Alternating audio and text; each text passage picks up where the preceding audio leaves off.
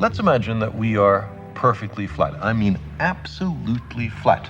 And that we live, appropriately enough, in Flatland, a land designed and named by Edwin Abbott, a Shakespearean scholar who lived in Victorian England.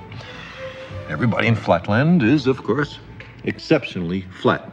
We have squares, circles, triangles, and we all scurry about, and we can go into our houses and do our flat business.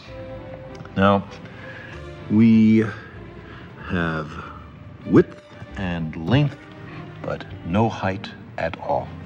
Now, these little cutouts have some little height, but let's ignore that. Let's imagine that these are absolutely flat.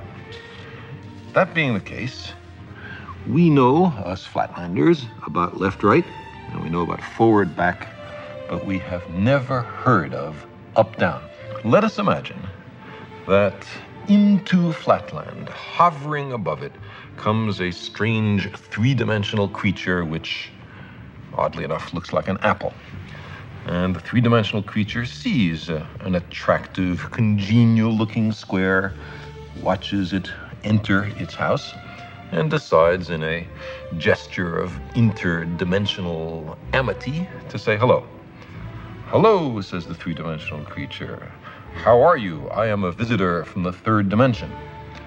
Well, the poor square looks around his closed house, sees no one there, and what's more, has witnessed a greeting coming from his insides, a voice from within. He surely is getting a little worried about his sanity. The three-dimensional creature is unhappy about being considered a psychological aberration, and so he descends to actually enter Flatland. Now, a three-dimensional creature exists in Flatland only partially. Only a plane, a cross-section through him can be seen. So when the three-dimensional creature first reaches Flatland, it's only the points of contact which can be seen.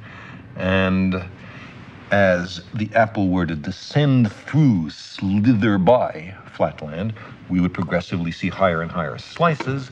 So the square, as time goes on, sees a set of objects mysteriously appear from nowhere and inside a closed room and change their shape dramatically. His only conclusion could be that he's gone bonkers.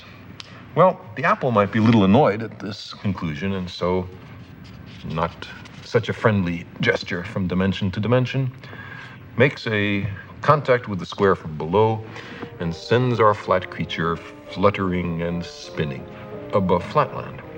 At first, the square has no idea what's happening. He's terribly confused. This is utterly outside his experience.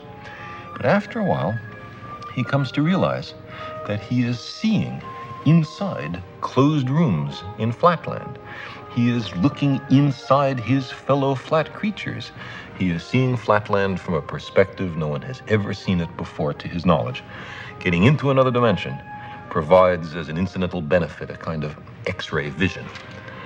Now our flat creature slowly descends to the surface, and his friends rush up to see him. From their point of view, he has mysteriously appeared from nowhere. He hasn't walked from somewhere else. He's come from some other place. They say, "For heaven's sake, what's happened to you?" And the poor square has to say, "Well, I was in some other mystic dimension called up."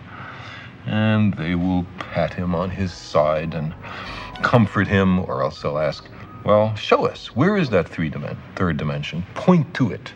And the poor square will be unable to comply.